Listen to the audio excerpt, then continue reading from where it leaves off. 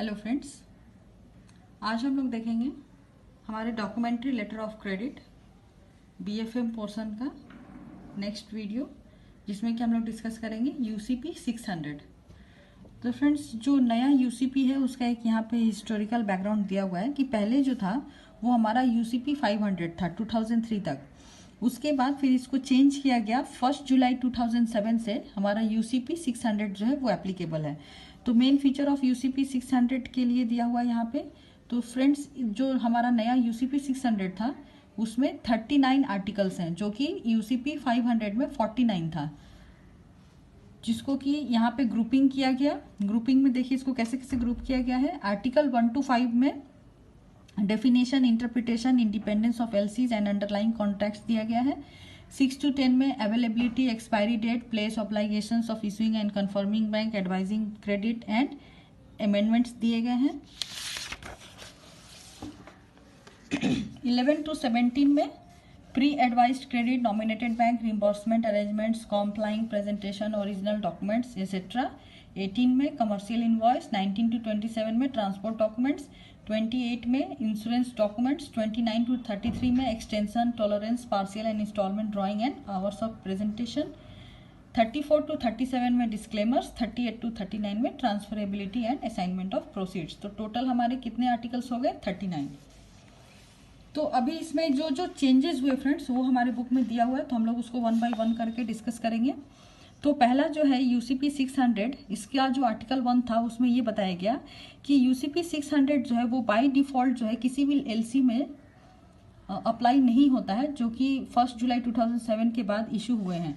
इसमें एक स्टेटमेंट आपको इनकॉर्पोरेट करना होगा आपके एलसी में कि यूसीपी 600 जो है आपके एलसी पे एप्लीकेबल है। नेक्स्ट जो आर्टिकल 2 है, आर्टिकल 2 में अमेंडमेंट किया गया रिवोकेबल क्रेडिट्स के लिए, कि जो हमने देखा था जो रिवोकेबल एलसी होते हैं दैट कैन बी अमेंडेड और cancelled at any point of time without notice to the seller. तो इसको यूसीपी 600 में जो है उसको सीज कर दिया गया। तो रिवोकेबल क्रेडिट यूसीपी 600 में एप्लीकेबल नहीं है। आर्टिकल 3 में ये स्टेट किया गया कि a credit is irrevocable even if there is no indication to that effect. अगर उसमें कोई एलसी में अगर कोई इंडिकेशन नहीं है तो बाय डिफॉल्ट जो है आपका एलसी वो इरिवोकेबल होगा। And Article 10 makes it clear that a credit can neither be amended nor cancelled without the agreement of the issuing bank, confirming bank, if any, and the beneficiary, जो कि seller होता है। मतलब आप अगर कभी भी इसमें कोई अमेंड कर रहे हैं या कैंसिल कर रहे हैं तो इसमें एग्रीमेंट लगेगा। किसका किसका एग्रीमेंट होना चाहिए? इशूइंग बैंक का, अगर कोई कन्फर्मिंग बैंक है तो उसका, और बेनिफिशियरी का। फिर यहाँ पे डिफिनेशन एंड इंटरप्रिटेशन की बात कही गई है फ्रेंड्स। आर्टिकल 2 और 3 में इसको इनकॉर्पोरेट किया गया है। तो इसमें काफ़ी चीज़ों का जो है डिफिनेशन जो है वो इंक्लूड किया गया है, जैसे advising bank, applicant, banking day, beneficiary, complying presentation, confirmation, confirming bank, credit, honour, issuing bank, negotiation, nominated bank, presentation, presenter, singular, plural, irrevocable, signatures, legalisations, branches of a bank. उसके बाद यहाँ पे बहुत सारे डॉक्यूमेंट में भी कुछ चीज़ों को डिस्क्राइब किया गया है, जैसे ऑन और about, to, until, till, from, between, before, from, after, first half, second half, beginning, middle और एंड।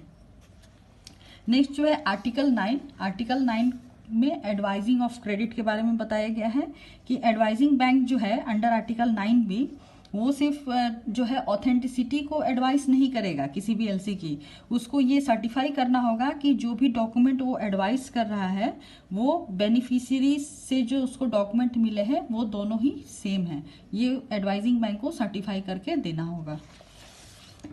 नेक्स्ट जो है दैट इज अमेंडमेंट्स, यानी कि आर्टिकल 10, आर्टिकल 10 के 10C में ये अमेंडमेंट किया गया कि कोई भी बेनिफिशियरी जो है उसको नोटिफिकेशन देना होगा अगर वो अपने एलसी में किसी भी तरीके के अमेंडमेंट या रिजेक्शन को कर रहा है तो। उसके बाद आर्टिकल 14 है कि किसी भी बैंक को डॉक्यूमेंट रिव्यू के लिए कितना टाइम अलाउ होना चाहिए। तो ये फ्रेंड्स मैक्सिमम जो है 5 बैंकिंग डेज जो है वो अलाउ होता है बैंकों को डॉक्यूमेंट रिव्यू करने के लिए। और बैंकिंग डे जो है वो आर्टिकल 2 में डिफाइन किया गया है। बैंकिंग डे का मतलब होता है a day on which a bank is regularly open, मतलब बैंक का जो वर्किंग डे है वो उसको ही हम लोग बैंकिंग डे में काउंट करेंगे। नेक्स्ट है नॉन मैचिंग डॉक्यूमेंट, ये भी आर्टिकल 14 में ही कहा गया है कि नॉन मैचिंग डॉक्यूमेंट का मतलब है आर्टिकल 14D, इसमें कहा गया है कि UCP 600 six to resolve the problem of inconsistency in data by clarifying that there is no need for a mirror image. मतलब अगर कोई डॉक्यूमेंट जो है एलसी में जो डिस्क्राइब है और जो डॉक्यूमेंट जो है वो प्रेजेंट किया गया है बेनिफिशियरी के थ्रू, तो वो जो है वो एकदम एक दूसरे का मिरर इमेज हो ऐसा ज़रूरी नहीं है। हाँ, अगर उसमें कुछ डिस्क्रिपेंसी है तो उसको आप सॉर्ट आउट कर सकते हैं। वही चीज़ यहाँ पे कही हुई है कि when read in context with the credit the document itself and international standard banking practice need not be identical to but must not conflict with data in that document और एनी अदर स्टिपुलेटेड डॉक्यूमेंट। मतलब वो एक दूसरे का mirror image हो ऐसा ज़रूरी नहीं है, लेकिन उनमें कोई कन्फ्लिक्ट भी नहीं होना चाहिए। नेक्स्ट आर्टिकल 14 में ही कहा गया है friends, examination of document. Examination of document जो है यूजुअली 21 डेज होता है। 21 डेज में document should be presented with in a certain period of time from a defined moment और इवेंट। मतलब एक डिफाइंड मोमेंट और टाइम होता है जिसमें कि डॉक्यूमेंट जो है वो जो हमारा एडवाइजिंग बैंक है या निगोशिएटिंग बैंक है उसको प्रेजेंट करना है, और नॉर्मली ये जो है 21 डेज होता है। नेक्स्ट जो है non documentary requirements. Non documentary requirements भी आर्टिकल 14 का ही है। ये आर्टिकल 14G में इसको डिस्क्राइब किया गया है कि अगर क्रेडिट में किसी भी तरीके के कोई स्पेसिफिकली जो है कोई डॉक्यूमेंट अगर रिक्वायर्ड है लेकिन उसका कोई डॉक्यूमेंट्री एविडेंट नहीं है, तो इस तरीके के डॉक्यूमेंट को बैंक जो है वो इग्नोर कर सकता है। नेक्स्ट है आर्टिकल 15 जिसमें कंप्लाइंग प्रेजेंटेशन के बारे में कहा गया है। कंप्लाइंग प्रेजेंटेशन का मतलब है कि इशूइंग और नॉमिनेटेड बैंक जो है वो सेटलमेंट प्रोसेस तब तक स्टार्ट नहीं कर सकता है जब तक कि बैंक जो है उसको जो determines that a presentation is compliant. मतलब कि जो प्रेजेंटेशन उसको दिया गया है, जो भी डॉक्यूमेंट प्रेजेंट किया गया है वो सारे टर्म्स एंड कंडीशन को कंप्लाई कर रहे हैं कि नहीं, तभी बैंक जो है वो सेटलमेंट प्रोसेस को स्टार्ट करेगा। नेक्स्ट है आर्टिकल 16। आर्टिकल 16 में बताया गया है discrepant document waiver and notice. Waiver and notice अगर किसी डॉक्यूमेंट में डिस्क्रिपेंट है तो वो कैसे होगा सॉर्ट आउट, तो उसके लिए दिया हुआ है कि बैंक जो है hold documents pending further instruction from the presenter. अगर प्रेजेंटर से कोई फर्दर इंस्ट्रक्शन नहीं मिल रहा है वेवर ऑफ नोटिस के लिए, तो उस तब तक उस डॉक्यूमेंट को होल्ड करना है। कब करना है? जब डॉक्यूमेंट में कोई डिस्क्रिपेंसी है तो उसके वेवर और उसका नोटिस जो है वो प्रेजेंटर जब तक नहीं देता है तब तक बैंक जो है वो उसको होल्ड करके रखेगी। उसके बाद है hold document until it receives a waiver from the applicant and agrees to accept it. Applicant से भी अगर उसको ये वेवर रिसीव होता है तब तक उसको होल्ड रखना है, या कोई फर्दर इंस्ट्रक्शन मिलती है प्रेजेंटर से before prior to agreeing to accept a waiver, या फिर उसको वो रिटर्न कर सकता है, बैंक डॉक्यूमेंट को रिटर्न कर सकता है और act in accordance with instruction previously received from the presenter, या फिर वो उस तरीके से उस पर एक्ट कर सकता है जो प्रीवियसली अगर उसको कोई इंस्ट्रक्शन रिसीव हुआ हो। और there is no provision for payment under reserve और इंडेमनिटी। लेकिन बैंक जो है वो कोई भी रिजर्व या इंडेमनिटी के क्लॉज के साथ पेमेंट करे ऐसा यूसीपी 600 में कोई प्रोविजन नहीं है। नेक्स्ट है आर्टिकल 17। आर्टिकल 17 में ओरिजिनल डॉक्यूमेंट के बारे में कहा गया है कि कोई भी डॉक्यूमेंट ओरिजिनल कब कब हो सकती है। तो दिया हुआ है कि इसमें अगर कोई ओरिजिनल सिग्नेचर हो या मार्क हो या कोई स्टैंप हो जो कि इश्यूअर के द्वारा उसमें इशू किया गया हो, तो इस तरीके के डॉक्यूमेंट को हम लोग ओरिजिनल डॉक्यूमेंट मान सकते हैं। या फिर उसमें कुछ रिटन अपीयर हो या टाइप्ड हो या परफोरेटेड या स्टैंप हो, उसको भी हम लोग ओरिजिनल डॉक्यूमेंट मान सकते हैं। या फिर कोई ऐसा डॉक्यूमेंट जो कि ओरिजिनल स्टेशनरी की तरह लग रहा हो तो उसको भी हम लोग ओरिजिनल डॉक्यूमेंट मान सकते हैं। तो इस तरीके के डॉक्यूमेंट को हम लोग ओरिजिनल डॉक्यूमेंट कहेंगे। ये हमारा आर्टिकल 17 में कहा गया है। फिर आर्टिकल 19 से 24 में क्या क्या चेंजेस है, इसमें ट्रांसपोर्ट डॉक्यूमेंट के बारे में बताया गया है कि ट्रांसपोर्ट डॉक्यूमेंट जो होता है बिल ऑफ लेडिंग होता है फ्रेंड्स। तो बिल ऑफ लेडिंग में एक चार्टरर होता है। चार्टरर का मतलब उसका नेम एजेंट या चार्टरर के बिहाफ में जो साइन करेगा डॉक्यूमेंट पे उसको हम लोग चार्टरर कहते हैं। तो ये साइन है charterer party bill of lading. Bill of lading में उसके सिग्नेचर होते हैं। If an agent sign on behalf of a master on a charter party bill, तो जो साइन करेगा मास्टर के बिहाफ में या खुद एज ए एजेंट अगर साइन करता है वो, तो वहाँ पे क्या क्या बातें कही गई है वो इसमें डिफाइन किया गया फ्रेंड्स। तो पहला दे रहा है कि डॉक्यूमेंट जो है उसमें नेम ऑफ कैरियर है वो मेंशन होना चाहिए, और वो किसके द्वारा साइन किया होना चाहिए, कैरियर और नेम्ड एजेंट, जो भी उसका नेम्ड एजेंट है वो साइन करना चाहिए, या फिर कैरियर के बिहाफ में उसका साइन होना चाहिए, या फिर मास्टर और नेम्ड एजेंट, या फिर मास्टर और नेम एजेंट है जो कि मास्टर के बिहाफ में उस पर साइन करना चाहिए। फिर बोल रहा है any signature by the carrier, वो भी चलेगा, या फिर any signature of an agent, वो भी हम ले सकते हैं। There is no need to name the master, लेकिन हम मास्टर का नाम उसमें मेंशन हो ऐसा कोई मैंडेटरी नहीं है। अभी जब charter party bill of lading होगा तो उसमें क्या क्या हमें देखना है, these no longer need to indicate the name of the carrier, इसमें करियर के नेम को इंडिकेट करने की जरूरत नहीं है, लेकिन जब नॉर्मल बिल ऑफ लेडिंग होगी तो उसमें ये मैंडेटरी है। फिर है कि दिस में नाउ ऑल्सो भी साइन बाय द चार्टर, ये चार्टर के द्वारा साइन होना चाहिए। नेक्स्ट बोल रहा है transport document also no longer need to bear the clause clean, ये कोई मैंडेटरी नहीं है कि उस ट्रांसपोर्ट डॉक्यूमेंट में क्लीन या क्लीन ऑन बोर्ड जो है वो मेंशन हो। फ्रेंड्स क्लीन ऑन बोर्ड का मतलब होता है कि कोई भी गुड्स जो है वो रिसीव हो रही है, यानी कि वो एकदम अच्छे कंडीशन में रिसीव हो रही है, उसमें कोई डिफेक्ट नहीं है, तो इसीलिए उसको क्लीन या क्लीन ऑन बोर्ड की तरह रिप्रेजेंट किया जाता है। तो ये मैंडेटरी नहीं है कि ट्रांसपोर्ट डॉक्यूमेंट में ये मेंशन हो। फिर जो आर्टिकल 28 है उसमें इंश्योरेंस डॉक्यूमेंट के बारे में बताया गया है कि इंश्योरेंस डॉक्यूमेंट जो है उसमें sign on behalf of the insurance company, proxies जो होता है, प्रॉक्सीज जो है वो इंश्योरेंस कंपनी के बिहाफ में इंश्योरेंस डॉक्यूमेंट पे साइन कर सकते हैं। Percentage to be covered will be understood as minimum coverage required, अगर उसमें कोई परसेंटेज अगर मेंशन किया गया है तो वो मिनिमम कवरेज रिक्वायर्ड की तरह समझा जाना चाहिए। द डॉक्यूमेंट में contain reference of any exclusion clause, अगर कोई एक्सक्लूजन क्लॉज है तो वो डॉक्यूमेंट में मेंशन होना चाहिए। Risk must be covered at least between the shipment points, जो रिस्क है जैसे एक पॉइंट से शिपमेंट अगर शुरू हुई है तो आपका स्टार्ट टू डेस्टिनेशन तक का जो रिस्क है वो उसमें कवर होना चाहिए। नेक्स्ट है partial drawing and partial shipment, यानी आर्टिकल 31। आर्टिकल 31 में पार्शियल शिपमेंट के बारे में बताया गया है। नेक्स्ट जो है फोर्स मेजर क्लॉज, जो कि आर्टिकल 36 में है।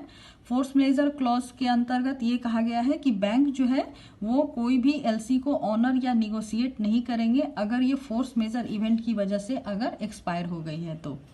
नेक्स्ट है ट्रांसफरेबल क्रेडिट। ट्रांसफरेबल क्रेडिट जो है वो आपका आर्टिकल 38 में मेंशन है। तो आर्टिकल 38 में क्या कहा जा रहा है कि mention that presentation of documents by और on behalf of a second beneficiary must be made to the transferring bank. मतलब आप ट्रांसफरिंग बैंक जो है वो अगर किसी सेकेंड बेनिफिशियरी के बिहाफ में अगर डॉक्यूमेंट्स को प्रेजेंट कर रही है तो ये एलसी में मेंशन होना चाहिए। ये हमारा आर्टिकल 38 का मतलब अगर कोई ट्रांसफरेबल एलसी है तो वो क्लॉज आपके एलसी में मेंशन होना चाहिए। फ्रेंड्स यूपीसी 600 पे कुछ केस स्टडीज दिए हुए हैं।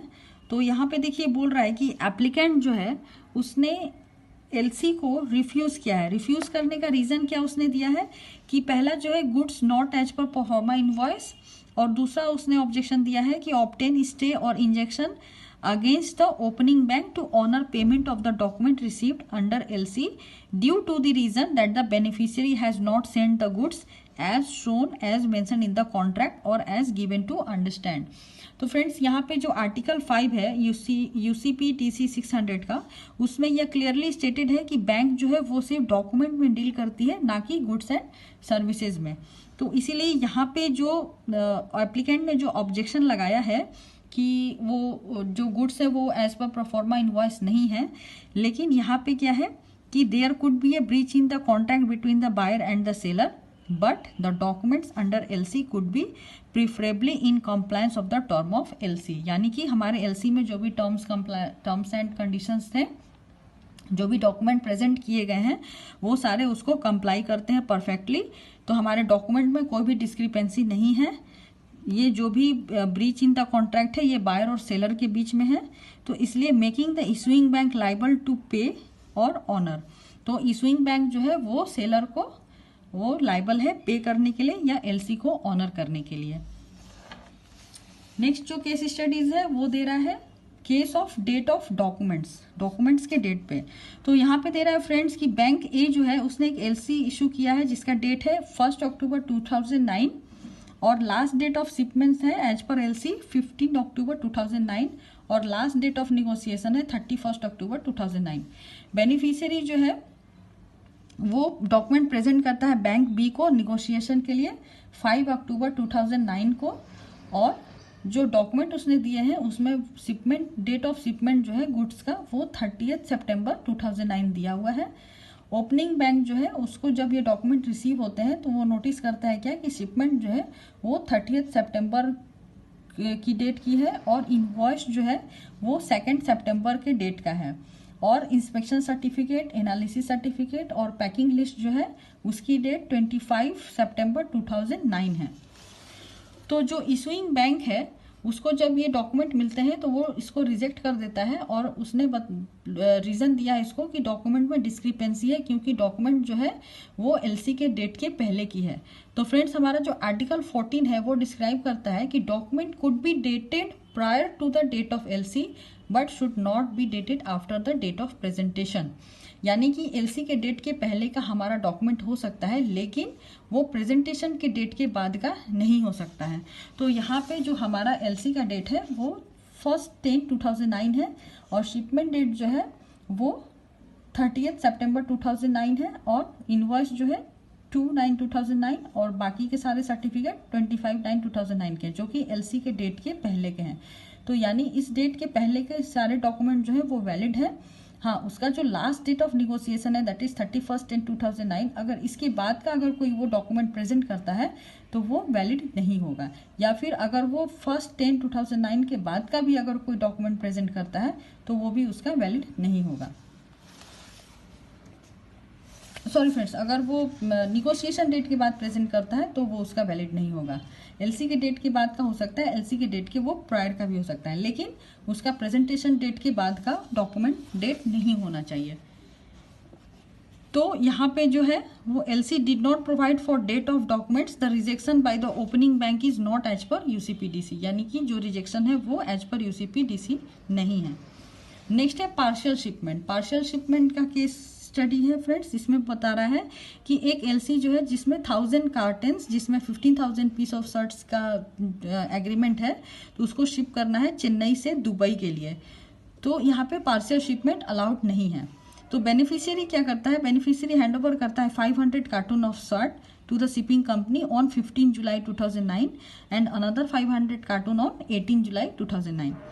शिपिंग कंपनी जो है 2 बिल ऑफ लेडिंग उसको इशू करती है, पहला 500 कार्टन का जो कि 17 जुलाई का है और दूसरा बिल ऑफ लेडिंग इशू करती है 500 कार्टून्स का जो कि 19 जुलाई 2009 का है। एंड जो दोनों कंसाइनमेंट है उसके वो एक ही वेसल्स के द्वारा चेन्नई से पोर्ट किए जाते हैं 21 जुलाई 2009 को। तो जो टोटल गुड्स है यानी कि 1000 कार्टन जो है वो शिप किए गए एक ही वेसल के थ्रू, लेकिन बिल ऑफ लेडिंग जो है वो 2 थे। तो एलसी जो है इशूइंग बैंक रिजेक्ट करता है, क्या स्टेट करके रिजेक्ट करता है कि शिपमेंट जो है वो एक बिल ऑफ लेडिंग के अंडर नहीं हुए हैं, इसलिए वो उसको रिजेक्ट करता है। तो एज पर article 31 more than one set of transport documents covering shipment of goods on the same means of transport and has same journey will not be considered as partial shipment। मतलब कि उसका अलग अलग जो है वो शिपमेंट डॉक्यूमेंट है लेकिन उसकी जो जर्नी है वो सेम वेसल्स और सेम डे सेम शिप से हो रही है, तो उसको हम लोग पार्शियल शिपमेंट जो है वो हम लोग कंसीडर नहीं करेंगे। तो in such in the given scenario the rejection of document by L C opening bank is not correct. Next है notice of dishonour. Notice of dishonour में देखिए एलसी इशूइंग बैंक जो है उसको डॉक्यूमेंट रिसीट हो रहा है 15 सितंबर 2009 जो कि ट्यूसडे है। 2 दिन के एग्जामिन करने के बाद एप्लीकेंट जो है वो एक्सेप्ट करता है 17 जुलाई 2009 थर्सडे को।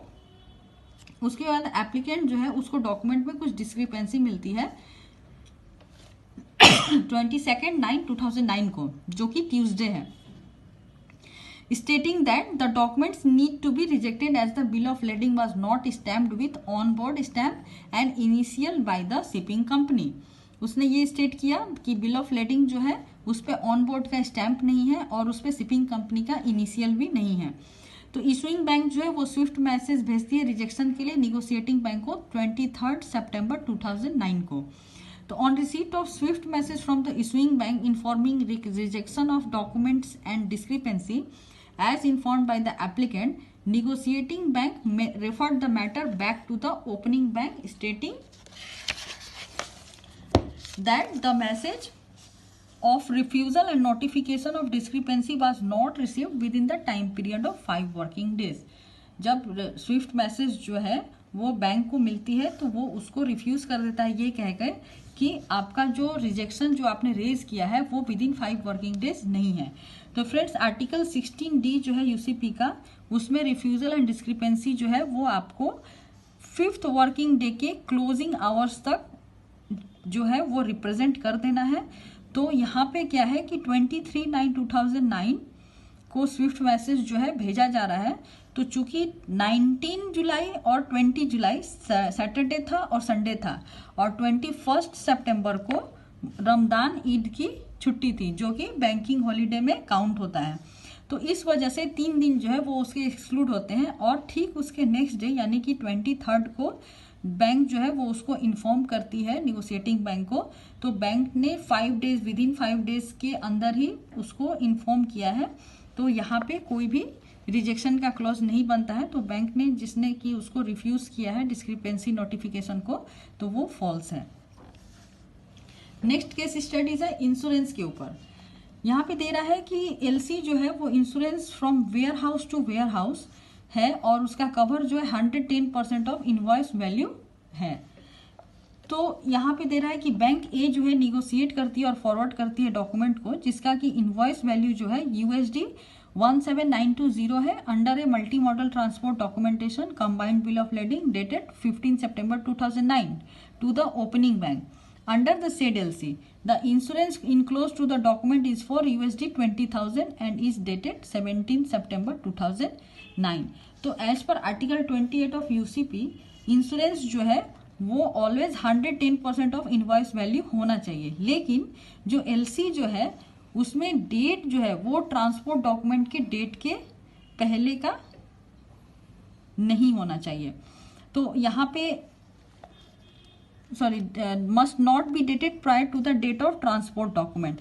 तो यहाँ पे क्या हो रहा है फ्रेंड्स कि ये 17,920 आपका इनवॉइस वैल्यू है लेकिन उसका जो इंश्योरेंस वैल्यू है 20,000 है। तो ये आपका 110% ऑफ द इनवॉइस वैल्यू है, लेकिन हमारा जो ट्रांसपोर्ट डॉक्यूमेंट है वो 15 सितंबर का है और इंश्योरेंस जो है वो 17 सितंबर 2009 यानी 2 दिन के बाद का रिस्क कवरेज जो है वो इसको मिल रहा है। तो यहाँ पे जो हमारा आर्टिकल कहता है 28 उसमें ये क्लियरली है कि bank would normally accept some differences in insurance coverage which could be due to rounding of the values or cover amount but still can be used as a discrepancy क्योंकि document का जो date है insurance document का वो after the date of shipping document है। तो इसलिए ये जो रिजेक्शन है ये वैलिड है। बैंक अमाउंट में थोड़ा बहुत अगर डिफरेंस हो तो उसको एक्सेप्ट कर सकती है, लेकिन डेट जो है वो प्रायर टू शिपिंग डेट या आफ्टर शिपिंग डेट नहीं होना चाहिए। और इंश्योरेंस एक चीज इसमें और पॉइंट नोट डाउन कर लीजिएगा कि insurance may be after date of shipment but coverage must be stated as from the date of shipment. अगर बाद में इंश्योरेंस किया हुआ है, इंश्योरेंस का डेट जो है शिपिंग डेट के बाद का है, अगर उसमें कवरेज आपको डेट ऑफ शिपमेंट से मिल रही है तो उसमें कोई डिस्क्रिपेंसी नहीं होगी। हेलो फ्रेंड्स, हम लोग यूसीपीडीसी के केस स्टडीज देख रहे हैं। तो इसमें कुछ केस स्टडीज जो है वो हमारे बुक में नहीं दिए हुए हैं, तो उसको मैंने बीपीटी के थ्रू यहाँ पे बताया है। तो चलिए देखते हैं। इसमें एक जो है वो आर्टिकल 3 के ऊपर है हमारा। तो क्वेश्चन है कि MS exports private limited have received a letter of credit in their favour for export of certain goods to UK. The date of expiry of the credit is on and about 31st December 2019. Since the process involved in manufacturing of goods was little longer, the exporter could present the document for negotiation on 3rd January 2020. The documents were negotiated by the negotiating bank under reserve to which the exporter objected. In the opinion of the exporter, there is no deficiency in the documents, and in the opinion of the bank, the documents have not been presented for negotiation in time. What is the position of the bank and the exporter? तो यहाँ पे option A बोल रहा है कि bank has to negotiate the documents as it gets 5 banking days to check the document and the documents have been presented during that period. The beneficiary has the right to present the documents within 5 calendar days since date is written as around December 31st. Hence, the negotiating bank cannot refuse payment. The bank is not under obligation to negotiate the document as the last date for negotiation is over. The bank should seek instruction of the opening bank and applicant and move accordingly. तो friends जो हमारा article 3 है वो कहता है कि the stand taken by the bank that the documents have been presented after expiry date is not correct. As per Article 3 of UCPDC, the expression on or about or similar will be interpreted as a stipulation that an event is to occur during a period of 5 calendar days before until 5 calendar days after the specified date, both start and end date included. The documents have been presented by the exporter within 3 calendar days after the specified date, December 31st, 2019. Hence, the bank negotiated the document if otherwise. Friends article 3 में बोल रहा है कि 5 banking days अगर हमें मिलते हैं तो अगर वहां पे डेट के पहले ऑन एंड अबाउट अगर ये यूज किया गया है या सिमिलर यूज किया गया है तो हम लोग उसमें +5 -5 जो है डेट को वो हम लोग लेते हैं. तो जैसे यहाँ पे 31 दिसंबर 2019 ऑन एंड अबाउट का मतलब है कि हम लोग 26 दिसंबर से लेकर आपका 5 जनवरी तक हम किसी भी डेट में डॉक्यूमेंट को प्रेजेंट कर सकते हैं. तो यहाँ पे जो स्टैंड लिया गया है बैंक के द्वारा वो बिल्कुल ही सही नहीं है. नेक्स्ट केस स्टडीज देखते हैं. Popular Bank issue an LC of USD 50,000 on January 5, 2011 in favor of John and John of London. The last date for shipment is January 15 and last date for negotiation is January 31st, 2011.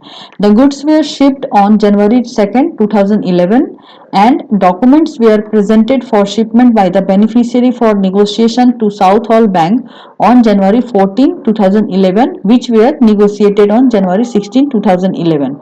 When the documents were sent to Popular Bank for reimbursement by the Southall Bank, the opening bank found the following discrepancies. क्या क्या discrepancies है?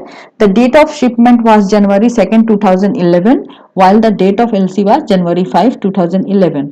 The date of invoice was January 3, 2011 and date of packing list and inspection certificate was December 31st, 2010.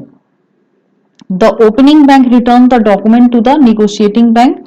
The return is not justified due to which the negotiating bank should send the documents back to opening bank for payment. The return is justified as the date of LC is subsequent to date of documents. The return is justified as the date of different document is different. The opening bank should seek opinion of the applicant and then take decision. तो friends यहाँ पे जो discrepancy जो bank ने opening bank ने दी है वो justified नहीं है क्योंकि एज पर आर्टिकल 14 जो है यूसीपीडीसी के 600 में the document under an LC can be dated prior to the date of LC but this should not be dated later than the date of presentation. If the documentation do not carry any other discrepancy, the opening bank or the applicant cannot refuse payment on this basis. तो हमारा यहाँ पे जो option है option B जो है वो correct answer है. The return is not justified due to which the negotiating bank should send the documents back to opening bank for payment. Article 14 में हमने फ्रेंड्स एक और केस स्टडीज हमारा देखा था कि अगर जो डॉक्यूमेंट का जो डेट है जो हमारा document under an LC can be dated prior to the date of LC. LC के डेट के पहले का हमारा डॉक्यूमेंट का डेट हो सकता है. तो यहाँ पे जो हमारा एलसी का डेट था वो 5 जनवरी 2011 था और हमारा डेट ऑफ इनवॉइस 3 जनवरी 2011 है यानी कि ये 5 जनवरी के पहले का है और हमारा जो इंस्पेक्शन सर्टिफिकेट है वो 31 दिसंबर 2010 का है, ये भी हमारा 5 जनवरी से पहले का है। और शिपमेंट जो है वो 2 जनवरी 2011 को हुई है, ये भी हमारी एलसी डेट के पहले की है। तो यहाँ पे हमारा जो डॉक्यूमेंट जो है वो एलसी के डेट के पहले का हो सकता है, तो यहाँ पे जो है वो रिटर्न जस्टिफिएबल नहीं है। Next case studies है Universal Bank. The issuing bank received the documents under LC from Popular Bank, the negotiating bank. Universal bank जो वो इशूइंग बैंक है और पॉपुलर बैंक जो है वो नेगोशिएटिंग बैंक है। तो on December 22 Tuesday it took 1 day to check the document and forwarded the document for acceptance by the applicant on December 29. The applicant pointed out that the insurance policy was in a currency different from the one as mentioned in LC. December 25 was a holiday due to Xmas and December 27 was Sunday. The opening bank immediately informed the negotiating bank about this discrepancy by way of an email and sought direction for disposal of the document. The negotiating bank pointed out that the opening bank could convey the objection if any within 5 days and not later, due to which it should make the payment. Friends यहाँ पे क्या है कि LC जो है वो universal bank ने issue की है और नेगोशिएटिंग बैंक जो है वो हमारा पॉपुलर बैंक है। तो 22 ट्यूसडे को जब डॉक्यूमेंट चेक कर रहे थे और ये फॉरवर्ड किया गया एप्लीकेंट को 22 दिसंबर को, 29 दिसंबर को एप्लीकेंट ने पॉइंट आउट किया कि जो करेंसी इंश्योरेंस पॉलिसी की है और जो एलसी की करेंसी है वो डिफरेंट है। तो बीच में क्या था कि December 25 हॉलीडे था और December 27 जो था वो संडे था, लेकिन फिर भी जो ओपनिंग बैंक है उसने ये डिस्पोजल किया डॉक्यूमेंट का, ये कह के कि ये 5 वर्किंग डे के अंदर उसको प्रेजेंट नहीं किया गया है। तो यहाँ पे जो हमारा आर्टिकल 16 ऑफ यूसीपीडीसी कहता है कि issuing bank get 5 banking days to determine whether the documents carry discrepancy और नॉट। इशूइंग बैंक को 5 बैंकिंग डेज जो है वो मिलती है, लेकिन चूंकि December 25 एक्समस था, हॉलीडे था, और 27 जो था 27 दिसंबर वो संडे था, तो ये 2 दिन जो है वो 5 बैंकिंग डे में से एक्सक्लूड किए जाएंगे। तो इशूइंग बैंक जो है वो डिस्क्रिपेंसी जो है वो विद इन 5 बैंकिंग डे में कन्वे किया था, तो नेगोशिएटिंग बैंक इसको रिफ्यूज नहीं कर सकता है। तो यहाँ पे फ्रेंड्स 22 को उसने डॉक्यूमेंट चेक किया, फिर 23, 24 3 दिन हुए, 25 वाज हॉलीडे, फिर 26, then 20 again 27 was holiday, 28 4th day and December 29 was 5th day. तो बैंक ने 5th डे को इन्फॉर्म किया था, तो इसलिए ये क्लेम जो है वो सही है। तो यहाँ पे जो हमारा करेक्ट आंसर होगा वो होगा observation made by the negotiating bank is not correct. It has received the objection in time. It should convey this to the beneficient. Recover the amount loss would be to the account of applicant as it took more than 5 days. Friends ये तीनों ही option गलत है, हमारा option A जो है that is correct answer. Observation made by the negotiating bank is not correct, it has received the objection in time. Next case studies है MS Export Private Limited have received a letter of credit for export of textile items for an amount of $50,000 approximately. The company manufactured the goods, made the shipment and presented the documents for negotiation to the negotiating bank for a total invoice value of $52,356. The negotiating bank refused to negotiate the document as the amount exceeded the amount of letter of credit. What is the position of exporter in the given situation? तो friends हमारा जो article 30 है उसमें अगर amount के पहले अगर about और अप्रोक्सीमेटली वर्ड का यूज किया गया है तो इसका मतलब है कि हमारा यूनिट प्राइस जो है उसका टॉलरेंस लिमिट जो है वो 10% मोर या 10% लेस हो सकता है। तो यहाँ पे जो हमारा 50,000 है और वो 52,356 है, तो इसका मतलब ये विद इन जो है अमाउंट जो है invoice is well within the tolerance of 10% है, तो objection raise by the bank is not correct. तो यहाँ पे जो हमारा करेक्ट आंसर है वो है the discrepancy pointed out by the negotiating bank does not correct, hence it should pay. Option B is correct answer. Next है MS Export Private Limited received a letter of credit for export of certain products, but the letter of credit does not state the quantity in terms of a stipulated number of packing units or individual items. The exporter manufactured the goods and presented the documents for negotiating, which have been negotiated by the negotiating bank. However, the opening bank refused to honor the documents on the premise that there is variation of around 3% in the quantity of goods supplied. The negotiating banks demand the return of money from the exporter. What is the exporter's position in this case? तो friends यहाँ पे जो article 1330 है वहां पे जो हमारा tolerance quantity of goods allowable है दैट इज 5% मोर और 5% लेस। तो यहाँ पे जो उसने रेज किया है कि 3% क्वांटिटी जो है उसमें वेरिएशन है, तो ये हमारा विद इन टॉलरेंस लिमिट है, तो इसलिए निगोशिएटिंग बैंक जो है in the given case the quantity variation falls within the tolerance level, the negotiating bank instead of seeking refund from the exporter should take up the matter with the issuing bank for payment। तो यहाँ पे हमारा जो correct answer होगा that is the objection raised by the opening bank is justified and this should have been seen by the negotiating bank beforehand. The opening bank is not set and it has to pay the documents. Option D is our correct answer. The opening bank's objection is not justified and it has to pay the documents. Next question है an LC provides for shipment of 500 pieces of trousers in 200 cartons. It also provides that partial shipment is not allowed. The beneficiary hands over 100 cartons to the shipping company on July 10 and another 100 cartons on July 16. Two bills of lading with dates July 10 and July 16 are issued. The cartons are to be carried in a single vessel to sail on July 20. The documents are negotiated by the negotiating bank but these are returned back by the opening bank, stating that the LC did not permit partial shipment. तो friends हमने book में भी देखा था as पर article 31 of UCPDC 600 document with 2 or more set of transport document covering shipment of goods on the same means of transport and same journey are not considered as partial shipment. Hence the stand taken by the opening bank is not correct. यहाँ पे दो bill of lending तो हैं लेकिन दोनों जो है वो 20 जुलाई को सेम सिंगल वेसल से शिप की जा रही है, तो इसीलिए ये जो है पार्सल शिपमेंट की तरह नहीं ट्रीट किया जाएगा। तो यहाँ पे हमारा जो करेक्ट आंसर है that is opening bank should pay as it is not partial shipment since vessel is one. Next, International Bank New Delhi received a letter of credit issued by a bank in UK in favor of MS Export Private Limited, a customer of International Bank. The negotiation is restricted to International Bank. On the date of receipt of LC, rights took place in the locality where the branch of the bank is located.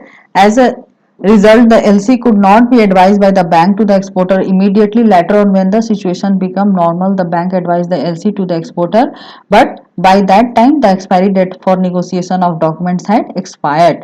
The exporter insists on negotiation of documents by the Dhanalakshmi Bank as delay is not on the part of the exporter but on the part of International Bank. What is the position of the Dhanalakshmi Bank vis-a-vis the exporter in the given situation? So friends, the instance of the exporter to negotiate the document is not correct when the date of negotiation of LC has expired.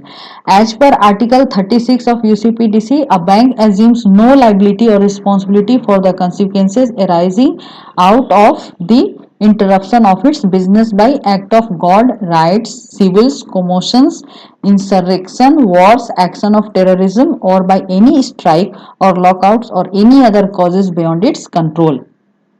A bank will not, upon resumption of its business, honor or negotiate under a credit that expires during such interruption of its business. Under the given circumstances, the bank has no obligation to negotiate the documents and make the payment since the credit has expired. The beneficiary has to get the negotiation date extended by amendment of the LC. तो friends यहाँ पे जो है bank liable नहीं है payment करने के लिए क्योंकि जो सिचुएशन है वो बैंक की वजह से नहीं है। तो यहाँ पे जो हमारा करेक्ट आंसर है that is Dhanlaxmi bank is not liable. Option C is the correct answer. तो फ्रेंड्स इसी के साथ हमारा ये केस स्टडी यूसीपीडीसी के ऊपर यहीं पे समाप्त होता है। अगर आपको हमारा चैनल अच्छा लग रहा है तो आप हमारे चैनल को लाइक करिए, शेयर करिए, सब्सक्राइब करिए और नेक्स्ट वीडियो में हम लोग नेक्स्ट चैप्टर के साथ मिलेंगे। तो तब तक के लिए keep watching our channel and thank you for watching this video.